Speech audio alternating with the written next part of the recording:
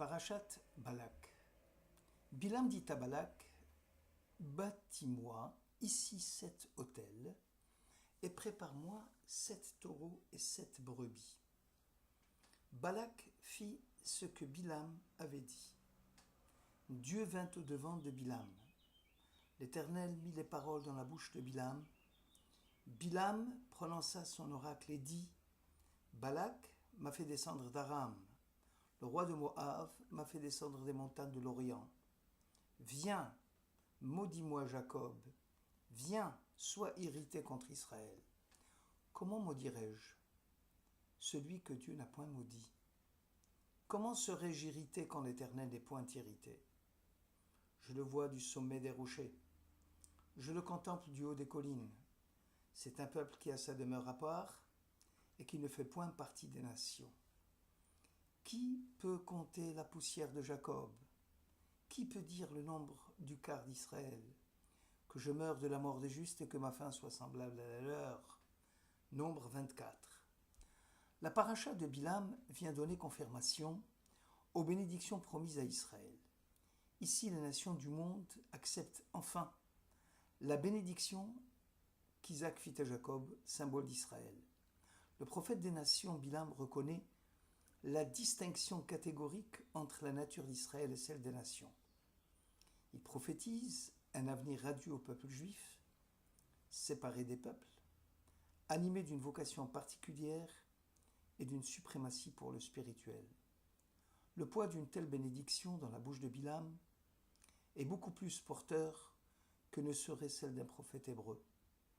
Car Bilam, en tant que procureur, en tant que mauvais ange, ne reconnaît que contraint et forcé la supériorité d'Israël en s'obligeant à l'admettre. À 4 reprises, Bilam va bénir Israël. Ces bénédictions restent pourtant énigmatiques et difficilement déchiffrables. Première promesse. Je le vois du sommet des rochers. Selon nos commentateurs, Bilam scrute les origines du peuple juif en remontant au patriarche et en essayant de comprendre les rapports de filiation. Il en conclut, c'est un peuple qui a sa demeure à part et qui ne fait point partie des nations. Vivant en marge des lois naturelles, disposant d'une qualité particulière qui l'oriente dans la voie de la sainteté et de la prophétie, Israël est lié à Dieu par un lien intrinsèque, parfait, éternel. Le destin d'Israël est différent de celui de l'humanité. Dès les origines de la création, la division de l'humanité en nations, bien qu'effectivement réalisée à la suite de l'épisode de la tour de Babel, était déjà comprise dans le dessein de Dieu, et ce dès la création de l'homme. Bien que l'homme soit unique, celui-ci contenait en puissance la multiplication des peuples. Ibn Ezra met en relief la différence spirituelle fondamentale qui sépare l'histoire d'Israël et sa Torah et celle de toutes les autres nations, lesquelles peuvent s'assimiler entre elles, alors que le destin d'Israël est soustrait aux lois qui régissent l'évolution de toutes les autres nations de la terre. Namanide et Abrabanel soulignent que la nation juive est la seule au monde où nationalité et religion sont confondues, car le développement d'Israël est la lente maturation d'un peuple dont toute l'essence consiste vers une séparation du matériel, les nations, et vers une identification plus parfaite avec le monde spirituel et métaphysique. Ahmed Davar parle du secret de la pérennité d'Israël en exil. Toute autre civilisation nationale aurait disparu depuis fort longtemps. Or, les qualités du peuple d'Israël portent la marque de cette aspiration vers l'absolu et de cette ténacité dans la voie du dépassement dans la fidélité, dans la constance et dans la fermeté de sa foi en Dieu. Sforno montre que Badad, isolé, solitaire à part, il s'agit de la providence qui accompagne Israël dans la solitude de son exil. D'ailleurs, la providence elle-même part en exil avec Israël. À l'unité de Dieu répond l'unité d'Israël. L'un témoigne de l'autre. Il y a un lien inamovible entre Israël et Dieu. Même la faute et le péché ne sauraient rompre ce lien qui rattache l'enfant à son père. La raison d'être d'Israël, sa situation particulière dans l'histoire de l'humanité, résulte de la nature même de Dieu. Hashem badad yanchenu. Dieu oriente le peuple qui est solitaire. Le Midrash développe cette notion en s'appuyant sur les lettres He, Nun du verset 3 du chapitre 23 des Nombres, qui ne peuvent s'additionner aux autres lettres combinées de l'alphabet hébraïque pour constituer des unités, des dizaines ou des centaines, selon le mode de calcul suivant. Yud et Tzadé, 10 et 90 font 100. Kaf et P, 20 et 80 font 100. Lamed et Aïn, 30 et 70 font 100. Mem et Samer, 40 et 60 font 100. Le nombre impair qui reste seul, c'est le Nun. Cette fois-ci avec les unités. Aleph et Tet, le 1 et le 9 font 10. Bet et Chet font 10. Gimel et Zayin, 3 et 7 font 10. Dalet et Vav, 4 et 6 font 10. Le nombre impair seul, c'est He. Le choix d'un peuple particulier qui s'identifie aux valeurs de la Torah, seul un peuple séparé de tous les autres, ayant une affinité particulière qui relève de l'ordre métaphysique pouvant réaliser ce dessein. C'est pour ça qu'il dit Hen Am Levadad Ishkon. Voilà Hen, He et Nun, deux lettres impaires, seules, qui ne peuvent se combiner à aucune autre. Qui peut compter la poussière de Jacob? Il y a antinomie entre le dénombrement et la poussière. Si celle-ci est sans intérêt, le compte a son importance. Cela signifie que les ennemis d'Israël d'hier et d'aujourd'hui, qui assujettissent la nation juive et l'oppriment et la piétinent comme la poussière, ne sont pas conscients de l'élection de ce peuple dans l'alliance qui l'unit à Dieu, dans une invite totalement indépendante de la volonté de l'appeler, dans une intimité immédiate entre deux êtres qui sont engagés sur une même route, en marche vers un même but. Hamek Davar considère que même les gens simples appartenant à ce peuple sont riches en mitzvot et méritent qu'on s'y attache. Deuxième promesse.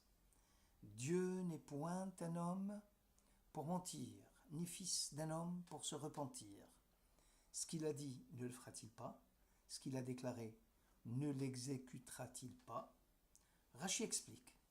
Cette bénédiction de Bilam s'applique à la terre d'Israël et à la promesse faite au patriarche. Eretz Israël est la seule terre qui convienne parfaitement au peuple de la promesse. La terre, comme le peuple, a un lien particulier avec Dieu, une affinité spéciale pour la métaphysique. Rabbeinu Bechaye rapporte un midrash qui attribue la prophétie de Bilam aux fausses croyances qui avaient cours en son temps, au faux messie à venir qui s'attribuerait des miracles qui ne reposeraient sur aucun fondement sérieux. Il n'aperçoit point d'iniquité en Jacob, il ne voit point d'injustice en Israël, l'Éternel son Dieu est avec lui, il est son roi, l'objet de son allégresse. Rachi et Rashbam pensent que ni la faute, ni le péché ne peuvent couper Israël de son Dieu. La nature de la rencontre entre Dieu et Israël s'engage dans l'amour, c'est-à-dire dans la recherche de deux êtres qui tendent l'un vers l'autre, mais qui restent distincts l'un de l'autre. Le détail prend son importance si nous songeons à la perspective chrétienne suivant laquelle Dieu s'est incarné dans un corps. L'amour de Dieu à Israël se trouve élevé au niveau du dialogue et de la relation éthique. Tournés l'un vers l'autre, Israël et Dieu, dans une conversation toujours renouvelée, Israël couronne Dieu comme roi et l'humanité, roi de l'humanité, Hachem Melech. La présence d'Israël confère à Dieu son caractère créateur. La cause Dieu et l'effet Israël sont indissolublement unis par des liens de réciprocité, participent à la même aventure, sont impliqués dans un même drame qui oriente le temps selon les coordonnées de l'histoire, Balak disait, voici un peuple qui est sorti d'Égypte. Bilam répond, c'est Dieu qui les a fait sortir d'Égypte. Il est pour Israël comme la rigueur du buffle. La collectivité juive n'accède au rang des nations que dans le creuset de l'esclavage d'Égypte. La révélation dépasse la finitude subjective de l'individu ou de la communauté auquel elle s'adresse pour s'élever au niveau de l'objectif et annoncer l'histoire du peuple. Troisième promesse. Bilam leva les yeux et vit Israël camper selon ses tribus. Alors l'Esprit de Dieu fut sur lui. Bilam prononça son oracle et dit, « Parole de l'homme qui a l'œil ouvert, quelles sont belles tes tentes, ô Jacob, tes demeures. » Le Baal Shem Tov, s'appuyant sur le Midrash, rapporte que Bilam, le prophète des nations, était borgne. Cela étant, seul cet œil perdu pouvait rester intact pour capter la prophétie, car si les deux yeux ouverts étaient dirigés vers le mal, probablement Bilam n'aurait pas pu prophétiser. Le Midrash rapporte aussi l'émerveillement de Bilam devant le spectacle du campement des Hébreux dans le désert, où chaque tente tournait le dos à l'autre dans un but de sauvegarde de l'intimité des couples et des familles. Sforno souligne que l'admiration de Bilam provenait de la vision qu'il avait concernant les lieux à venir de la diffusion de la Torah, ce qu'on appelait Ohale Torah, les grands centres d'études du judaïsme. Abravanel et David, que la prophétie de Bilam s'adresse à l'installation future en Israël après la conquête de Josué, l'édification du temple et l'effacement de Amalek. Bilam cite le nom de Agag, roi des Amalécites, car c'est par son biais que la royauté changera de main, elle passera de Saül à David. Cette troisième promesse mit fin aux espoirs de Balak de pouvoir influencer la décision de Dieu. Il coupa alors tout contact avec Bilam. Désormais, Bilam est livré à lui-même. Quatrième promesse. Je le vois, mais non maintenant. Je le contemple, mais non de près. Un astre sort de Jacob, un sceptre s'élève d'Israël, il perce les flancs de Moab, abat tous les enfants de Seth, ils seront maîtres d'Édom, maîtres de Séhir, ses ennemis, Israël manifeste sa force. Bilam, avant de se séparer de Balak, conseille celui-ci de livrer à la débauche les filles de Moab, lesquels inviteraient les Hébreux à manger de leurs sacrifices et à se prosterner devant leur Dieu. Rambam, Baal HaAkedah et Rabbeinu Bechaye soutiennent qu'il y a ici une double prophétie, l'une concernant la royauté de David et l'autre concernant l'ère messianique. Les conditions de la rédemption sont dépendantes de la grâce ou du mérite. La délivrance ultime, elle est suspendue à l'effort humain ou au contraire elle correspond à un plan objectif de l'histoire qui se manifeste par une intervention extérieure et gratuite de Dieu. Or HaChaim démontre que si Israël peut par ses mérites faire accéder le monde à ce bouleversement qui marquera la fin de l'histoire antérieure et la novation de tous les rapports constitutifs de l'être sans aucune intervention extérieure, alors le Rédempteur viendra du ciel, l'astre sortira de Jacob. Par contre, dit Or HaChaim, si Israël s'avère incapable de parvenir par la force de sa propre volonté à la perfection, alors la délivrance d'Israël sera inconditionnelle et indépendante de ses hésitations et de ses choix.